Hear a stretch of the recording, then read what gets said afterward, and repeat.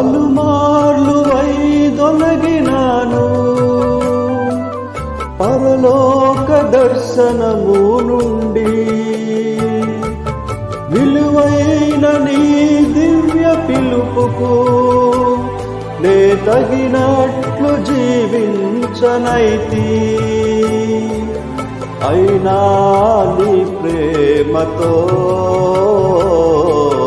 నన్ను దరి చేర్చినావు. అందుకే గైకొనుము దేవా ఈ నా శేష జీవితం. ఇదిగో దేవా నా జీవితం, ఆపాదమస్తకం నీకంకితం.